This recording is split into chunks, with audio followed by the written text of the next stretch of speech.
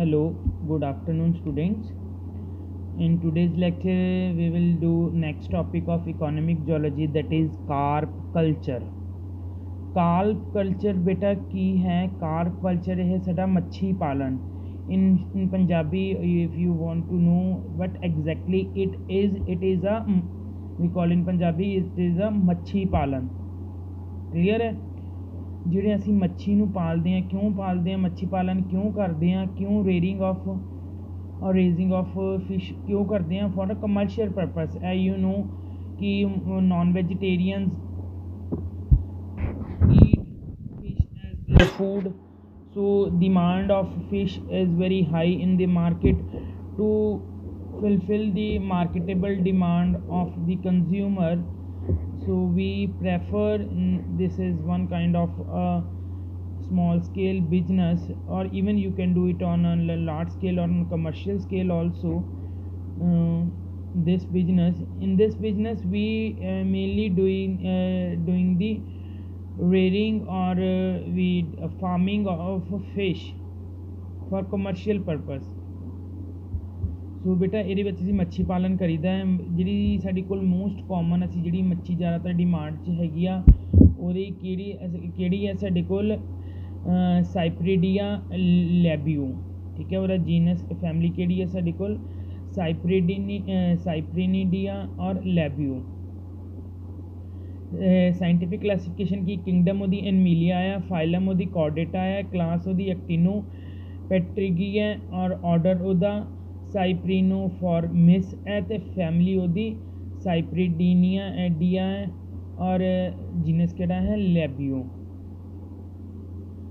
Introduction to carp culture. ਬੇਟਾ introduction ਦੇ ਵਿੱਚ ਅਸੀਂ ਕੀ ਆ ਕਿ ਅਸੀਂ ਮੱਛੀ ਪਾਲਨ ਕਰੀਦਾ ਹੈ ਕਮਰਸ਼ੀਅਲ ਸਕੇਲ 'ਤੇ, ਔਰ ਇਹਦੇ ਵਿੱਚ ਅਸੀਂ ਜਿਹੜੀ ਮੱਛੀ ਮੋਸਟਲੀ ਜਿਹੜੀ ਯੂਜ਼ ਕਰਦੇ ਪਏ ਹਾਂ ਕਾਰਪ ਕਲਚਰ. ਬੇਟਾ ਵੈਸੇ ਤਾਂ ਇੱਕ ਓਲਡੈਸਟ ਫਾਰਮ ਆਫ ਐਕੁਆਕਲਚਰ ਹੈ, ਪੁਰਾਣਾ ਹੀ ਸਮੇਂ ਤੋਂ ਚੱਲਦੇ ਆ ਰਿਹਾ ਮੱਛੀ ਪਾਲਣ ਦਾ.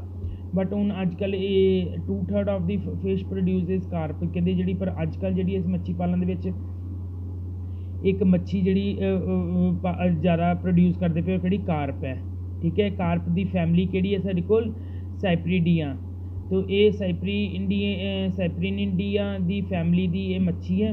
ये बेटा फ्रैश वाटर भी होंगी है. ठीक है, तो ये ज़्यादा की होंगे ने काप है तो रैलेटिव्स ने. ठीक है, तो बेटा काप वर्ड एक एंशियंट ग्रीक वर्ड तो इन्होंने नाम दिता गया है. अदरवाइज ये एक क्योंकि कार्प फैमिली दी मच्छियाँ ने, उन्होंने फैमिली का की नाम है साढ़े को? Cyprinidae. Largest known fish family. बेटा ये मच्छियाँ की एक परिवार है, तो that's why we called it a carp. और carp word came from drive from ancient Greek word. So that's why this type of fish farming is known as carp culture. So next is the distinguished characters of carp. Why we prefer carp other than others fishes? So it is the most important thing. The carp ਜਿਹੜਾ ਇੱਕ बैकbone है, ਇਹਦੇ ਕਰਕੇ ही India ਦੇ ਵਿੱਚ ਮੱਛੀ ਪਾਲਣ stable है. तो 3 मेजर इंडियन कार्प्स किहड़ियां ने? कैटला, रोहू ते साडे कोल मिरगल. कैटल, रोहू ते मिरगल टुगैदर तीनों की ने बेटा? एग्जॉटिक कार्प्स ने. एग्जॉटिक कार्प्स किहड़ियां ने? ये तीनों इंडियन सी. In case anybody is asking you the question, 3 Indian carps, name 3 Indian carps. So catla, rohu, mrigal. और एग्जॉटिक किहड़ियां ने? Silver carp, grass carp and common carp. ठीक है बेटा, ये 80% इन्हों की जी प्रोडक्शन है एक कंट्री कहते कंट्रीब्यूट करदियाँ ने. 85%. डिस्टिंग्विश करैक्टर्स ऑफ काप के करैक्टर्स की ने कि सब बिल्कुल हट के अलग करैक्टर्स किहड़े ने?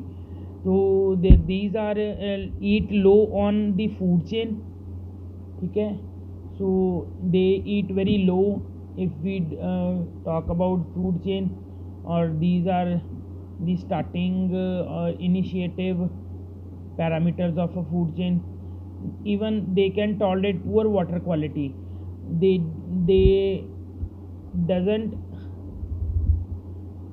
don't need fresh water. They can even survive in poor water quality also. So in the most important, and they don't need neutral, even they are, and these carp are adapted to alkaline and acidic water also. ਉਹ alkaline basic ਦੇ circle acidic ਪਾਣੀ ਦੇ ਵਿੱਚ ਵੀ ਇਹ carp survive ਕਰ ਜਾਂਦੀਆਂ ਨੇ। ਹੋਰ ਬੇਟਾ ਕਰੈਕਟਰਿਸਟਿਕ ਕਿਹੜੇ ਨੇ ਕਲਟੀਵੇਟੇਬਲ ਸ਼ਿਪ ਜਿਹੜੀ ਫਿਸ਼ ਜਿਹੜੀ ਤੁਸੀਂ ਲੈਣੀ ਉਹਦੇ ਕੀ ਹੋਣਾ ਚਾਹੀਦਾ ਬੇਟਾ, ਉਹਦਾ ਰੇਟ ਆਫ ਗਰੋਥ ज़्यादा होना चाहिए। मच्छी जिन्नी मोटी ताज़ा वड्डी होएगी उन्नी ज़्यादा बैटर है, और थोड़े time they which larger size in shorter period are suitable. ਉਹ ਵਾਲੀ ਮੱਛੀ ਤੁਸੀਂ ਕਹਿੰਦੇ ਚੂਜ਼ ਕਰੋਗੇ ਫॉर ਕਲਚਰਿੰਗ ਫॉर ਫਾਰਮਿੰਗ।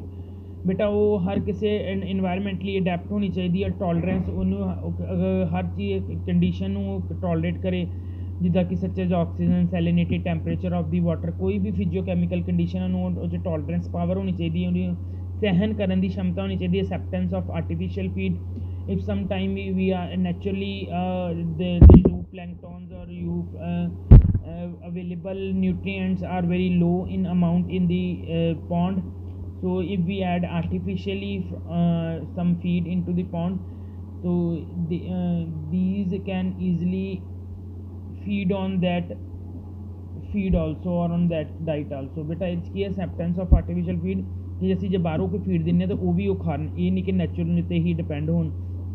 ਰੈਜ਼ਿਸਟੈਂਸ ਬਿਮਾਰੀਆਂ ਦੇ ਅਗੇਂਸਟ ਲੜਨ ਦੀ ਸ਼ਕਤੀ ਹੋਣੀ ਚਾਹੀਦੀ। Amiability and compatibility, this means ਕਿ if there is a crowd, ਜੇ ਪਾਪੂਲੇਸ਼ਨ ਜ਼ਿਆਦਾ ਹੋ ਗਈ ਹੈ ਤਾਂ ਇਹ ਨਾ ਆਪਸ 'ਚ ਲੜਨ, ਮੱਛੀਆਂ ਇੱਕ ਦੂਜੇ ਨਾਲ ਕੋਆਪਰੇਟ ਕਰਨ। ਕਨਵਰਜਨ ਐਫੀਸ਼ੀਐਂਸੀ, ਜਿਹੜੀ ਸਾਡੇ ਕੋਲ ਸਪੀਸ਼ੀ ਹੈ ਫਿਸ਼ ਦੀ, ਉਹ ਬਹੁਤ ਜ਼ਿਆਦਾ ਐਡੀਬਲ ਫਲੈਸ਼ ਦੇਵੇ, ਠੀਕ ਹੈ। ਇਹ ਨਾ ਹੋਵੇ ਕਿ ਸਾਰਾ ਵਿੱਚੋਂ ਵੇਸਟ ਹੀ ਨਿਕਲ ਜਾਵੇ, ਬਾਅਦ 'ਚੋਂ ਫਿਸ਼ ਜਿਹੜੀ ਖਾਣ ਨੂੰ ਕੰਜ਼ਿਊਮ ਕਰਨ ਨੂੰ ਘੱਟ ਹੋਵੇ। ਨਹੀਂ, ਐਡੀਬਲ ਪਾਰਟ ਫਿਸ਼ 'ਚ ਜ਼ਿਆਦਾ ਹੋਣਾ ਚਾਹੀਦਾ। ਕੰਜ਼ਿਊਮਰ ਪ੍ਰੈਫਰੈਂਸ ਔਰ ਉਸ ਫਿਸ਼ ਦੀ ਮਾਰਕੀਟ ਦੇ ਵਿੱਚ ਡਿਮਾਂਡ ਹੋਣੀ ਚਾਹੀਦੀ ਹੈ। ਇੰਡੀਅਨ ਕਾਰਪਸ ਕਿਹੜੀਆਂ ਨੇ ਸਾਡੇ ਕੋਲ? Catla that is catla its common name, Labeo rohita rohu its common name, and Cirrhina mrigala that is mirigal. Some exotic minor catfish, murals and snakes and spotfish, all these are other, but you must know about the only Indian carps only, that are Catella, Rohu and Mirigal. Then next is the steps in the carp culturing. If you want to do this business or do at your place, so what type of steps you have to take? So according to this chart is showing when you are going to start this business of carp culturing, so must first of make a pond preparation, must of all make a pond। ਪਹਿਲਾਂ ਬੇਟਾ ਤੁਸੀਂ ਤਲਾਬ ਬਣਾਓਗੇ ਆਪਣੀ ਜਗ੍ਹਾ 'ਤੇ। ਤਲਾਬ ਨੇ ਕੀ ਹੈ, ਤਲਾਬ ਬਣਨ ਤੋਂ ਬਾਅਦ ਤੁਸੀਂ ਸੀਮੈਂਟਡ ਵੀ ਬਣਾ ਸਕਦੇ ਹੋ, ਮਿੱਟੀ ਦਾ ਵੀ ਬਣਾ ਸਕਦੇ ਹੋ, it is up to the conditions. ਤੋ ਬੇਟਾ ਉਹਦੇ 'ਚ ਸਪਲਾ ਤੁਸੀਂ 2 ਹਫ਼ਤੇ ਲਈ ਉਹ 'ਚ ਲਾਈਮ ਛਿੜਕ ਕੇ ਰੱਖੋਗੇ। ਲਾਈਮ ਤੋਂ ਬਾਅਦ ਬੇਟਾ ਛਿੜਕਣ ਤੋਂ ਬਾਅਦ ਉਹਦੇ 'ਚ ਕੀ ਹੋਏਗਾ, ਮੈਨਿਓਰਿੰਗ ਕਰੋਗੇ। ਮੈਨਿਓਰਿੰਗ ਮਤਲਬ ਤੁਸੀਂ ਖਾਦ ਪਾਣੀ ਹੈ, ਖਾਦ ਕਿੱਲੀ ਪਾਣੀ ਹੈ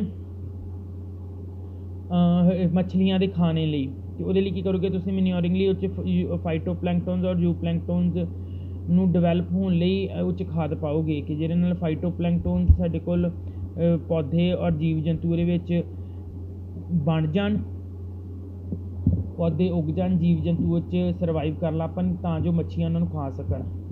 ਉਹਦੇ ਲਈ ਤੁਸੀਂ ਕਰਨਾ ਹੈ ਅਪਲਾਈ ਕਰਨਾ ਹੈ ਆਪਣੇ ਪੌਂਡ ਦੇ ਵਿੱਚ ਮੈਨਿਓਰ ਅਪਲਾਈ ਕਰਨਾ। ਸੈਕਿੰਡ ਕੀ ਹੈ, ਕਲਚਰਿੰਗ ਦੇ ਵਿੱਚ ਬੇਟਾ ਕੀ ਕਰਨੀ ਹੈ, ਸਵਾਮਨਿੰਗ ਬੇਟਾ ਬੇਟਾ ਸਾਡੇ ਕੋਲ ਕੀ ਹੁੰਦਾ ਹੈ, just you can say a seed, ਠੀਕ ਹੈ। ਤੁਸੀਂ ਛੋਟੇ ਜਿੱਦਾਂ ਐਗ ਹੈ, ਸੀਡ ਛੋਟੇ ਮਤਲਬ ਮਦਰ ਬਰੂਡ ਫਿਸ਼ ਪਾ ਦੇਣੀਆਂ। ਬਰੂਡ ਫਿਸ਼ ਕਿਹੜੀ ਦੀ, ਮਦਰ, ਜਿਹਨੇ ਅੱਗੇ ਐਗ ਲੇ ਕਰਨੇ ਆ। ਬਰੂਡ ਫਿਸ਼ ਨੂੰ ਤੁਸੀਂ ਇਹ 'ਚ ਪਾ ਦੇਣਾ ਹੈ, ਅਤੇ ਉਹਨੂੰ ਤੁਸੀਂ ਇੰਡਿਊਸਡ, ਚਾਹੇ ਉਹ ਨੈਚੁਰਲ ਤਰੀਕੇ ਨਾਲ ਐਗ ਲੇ ਕਰੇ, ਚਾਹੇ ਆਰਟੀਫਿਸ਼ਲੀ ਇੰਡਿਊਸ ਕਰਾਇਓ, ਠੀਕ ਹੈ, through with the help of some hormones ਔਰ with the help of artificially injection. ਤੁਸੀਂ ਉਹਦੇ ਸਪਾਮਿੰਗ ਦੇ ਵਿੱਚ ਬਰੂਡ ਫਿਸ਼ ਪਾ ਦੋਗੇ ਆਪਣੇ ਪੌਂਡ ਦੇ ਵਿੱਚ, ਉਹ ਅੰਡੇ ਦੇਗੀ, ਅੰਡਿਆਂ ਤੋਂ ਅੰਡੇ ਹੈਚ ਹੋ ਜਾਣਗੇ, ਉਹਨਾਂ 'ਚੋਂ ਸਾਡੇ ਕੋਲ ਬੇਟਾ ਨਵੀਆਂ ਜਿਹੜੀਆਂ ਫਿਸ਼ ਆਉਣਗੀਆਂ ਉਹਨੂੰ ਅਸੀਂ ਫਰਾਈ ਕਹਿੰਦੇ ਹਾਂ, ਫਰਾਈ ਫਿਸ਼, ਠੀਕ ਹੈ, ਉਹਨੂੰ ਅਸੀਂ ਕਹਿੰਦੇ ਹਾਂ ਫਰਾਈ ਫਿਸ਼। ਅਤੇ ਫਰਾਈ ਫਿਸ਼ ਆਉਣਗੀਆਂ, ਅਤੇ ਫਰਾਈ ਫਿਸ਼ ਦੇ ਬਾਅਦ ਤੁਸੀਂ ਕੀ ਕਰੋਗੇ, ਉਹ ਫਰਾਈ ਫਿਸ਼ ਕੀ ਕਰਨਗੀਆਂ, ਜਿਹੜਾ ਵੀ ਸਾਡੇ ਕੋਲ ਡੈਡ ਐਂਡ ਡਿਕੇਇੰਗ ਮੈਟਰ ਹੈ ਉਹਦੇ ਤੋਂ ਫੀਡ ਕਰਨਗੀਆਂ, ਉਹਨੂੰ ਖਾਣਗੀਆਂ। ਫਿਰ ਨਰਸਿੰਗ ਫੇਜ਼ ਉਹਦਾ ਨਰਸਿੰਗ ਹੁੰਦਾ ਕੇਅਰ ਕਰਨੀ, ਅਸੀਂ ਕੇਅਰ ਕਰਨੀ ਪੌਂਡ ਦੀ ਕਿ ਬਾਹਰੋਂ ਦੀ ਉਹਦੇ 'ਤੇ ਕੋਈ ਵੀ ਸ਼ਿਕਾਰੀ ਨਾ ਮੱਛੀਆਂ ਨੂੰ ਖਾ ਜੇ, ਜਾਂ ਬਾਹਰੋਂ ਦੀ ਕੋਈ ਜਾਨਵਰ ਆ ਕੇ ਉੱਤੇ ਅਟੈਕ ਨਾ ਕਰ ਜੇ, ਠੀਕ ਹੈ, ਜਾਂ ਉੱਤੋਂ ਦੀ ਕੋਈ ਉਹਨਾਂ ਦੇ ਜਿਹੜੇ ਫੂਡ ਅਵੇਲੇਬਲ ਹੈ ਜ਼ੂ ਪਲੈਂਕਟਨਸ ਔਰ ਫਾਈਟੋਪਲੈਂਕਟਨਸ ਉਹ ਨਾ ਕਿਸੇ ਤਰ੍ਹਾਂ ਖਰਾਬ ਹੋ ਜਾਣ overall. Then third step is the management of pond. ਤੁਸੀਂ ਪੌਂਡ ਨੂੰ ਪ੍ਰੋਪਰ ਮੈਨੇਜ ਰੱਖਣਾ ਹੈ, ਕਿਉਂਕਿ ਉਹਨੂੰ ਇੱਕ ਪ੍ਰੋਪਰ ਟੈਂਪਰੇਚਰ ਚਾਹੀਦਾ, ਪ੍ਰੋਪਰ pH ਚਾਹੀਦੀ ਹੈ, ਠੀਕ ਹੈ। ਅਤੇ ਟੈਂਪਰੇਚਰ ਕਿੰਨਾ ਹੋਣਾ ਚਾਹੀਦਾ, 25 to 33 degree Celsius. pH should be 6 to 9 means to say alkaline pH ਹੋਣੀ ਚਾਹੀਦੀ ਆ। ਹਾਰਡਨੈਸ ਪ੍ਰੋਪਰ ਹੋਣੀ, turbidity must be in at optimum level. Alkalinity will also be maintained, that is pH should be between 6.5 to 9. Then after keeping all these conditions accurate, and next step is after the proper development of fish, that is carp within the pond, you just harvest it, take it out with the help of nest or by some other means, and then proper doing handling and then their processing. If you want to sell it into the market, just pack it into the different containers and sell it. If you want to transport it to a long distance, then there are some other means of packing. So accordingly ਜਿੱਦਾਂ ਦੇ ਵੀ ਤੁਸੀਂ ਲਾਗੇ ਵੇਚਣੀ ਹੈ ਅਤੇ ਉਸੇ ਵੇਲੇ ਮਤਲਬ ਵੇਚ ਦਿਓ, ਨੋ ਨੀਡ ਕਿ ਤੁਸੀਂ ਉਹਨੂੰ ਪਾਣੀ ਪੂਣੀ ਜਾਂ ਕਿਸੇ ਦੂਰ ਭੇਜਣੀ, ਅਤੇ ਵੱਡੇ ਪ੍ਰੋਪਰ ਬਾਕਸਿਸ ਆਉਂਦੇ ਨੇ ਇਹਨੂੰ ਪੈਕ ਕਰਨ ਲਈ, ਉਹਨਾਂ ਦੀ ਹੈ। ਅਤੇ ਬੇਟਾ ਪ੍ਰੈਪਰੇਸ਼ਨ ਆਫ ਪੌਂਡ ਤੁਸੀਂ ਪਤਾ ਹੀ ਹੈ ਬੇਟਾ, ਪੌਂਡ ਛੱਪੜ ਬਣਾਉਣ ਨੂੰ ਕੋਈ ਇੰਨੀ ਜ਼ਿਆਦਾ ਉਹ ਟਰਮਸ ਐਂਡ ਕੰਡੀਸ਼ਨਸ ਹੋਣੀਆਂ ਜ਼ਰੂਰੀ ਨੇ, ਠੀਕ ਹੈ। ਪ੍ਰੋਪਰ ਕੰਸਟਰਕਸ਼ਨ ਹੋਣੀ ਚਾਹੀਦੀ, ਪ੍ਰੈਪਰੇਸ਼ਨ ਹੋਣੀ ਚਾਹੀਦੀ, ਮੇਨਟੇਨੈਂਸ ਹੋਣੀ ਚਾਹੀਦੀ, ਔਰ ਸਾਰੇ ਪੈਰਾਮੀਟਰਸ ਤੁਸੀਂ ਉਹਨਾਂ ਨੂੰ ਠੀਕ ਰੱਖਣਾ ਹੈ।